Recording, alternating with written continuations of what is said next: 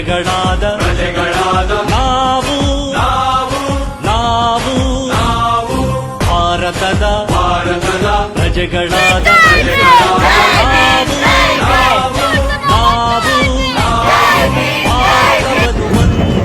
ಭಾರತವನ್ನು ಒಂದು ಸಾರ್ವಭೌಮ ಸಮಾಜವಾದಿ ಭಾರತವನ್ನು ಒಂದು ಜಾತ್ಯತೀತ ಪ್ರಜಾಸತ್ತಾತ್ಮಕ ಗಣರಾಜ್ಯವನ್ನಾಗಿ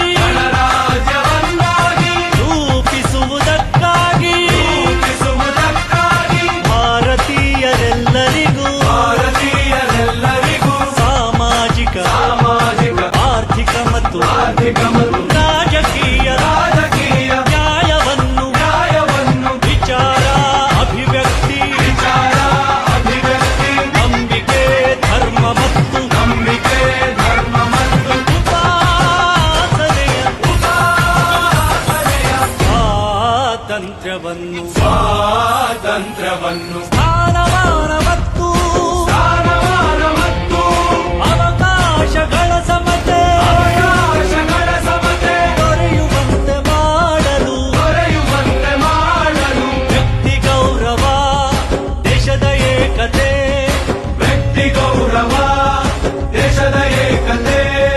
ಸಮಗ್ರತೆಗಾಗಿ ಎಲ್ಲರಲ್ಲಿ ಭ್ರಾತೃತ್ವ ಭಾವವನ್ನು ಮೂಡಿಸುವುದಕ್ಕಾಗಿ ದೃಢ ಸಂಕಲ್ಪ ಮಾಡಿ ನಮ್ಮ ಸಂವಿಧಾನ ಸಭೆಯಲ್ಲಿ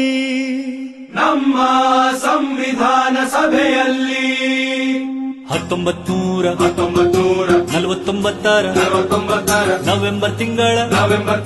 26ನೇ ದಿನ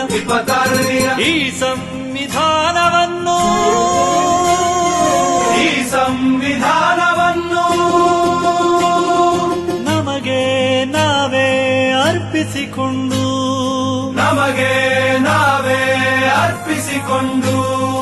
ಅಂಗೀಕರಿಸಿ ಶಾಸನವಾಗಿ ವಿಧಿಸಿಕೊಂಡಿದ್ದೇವೆ.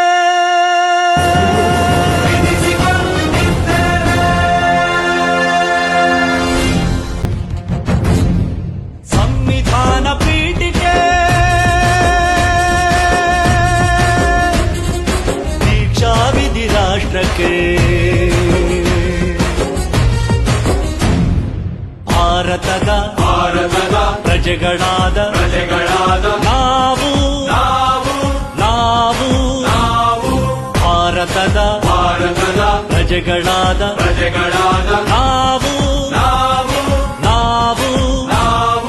ಭಾರತವನ್ನು ಒಂದು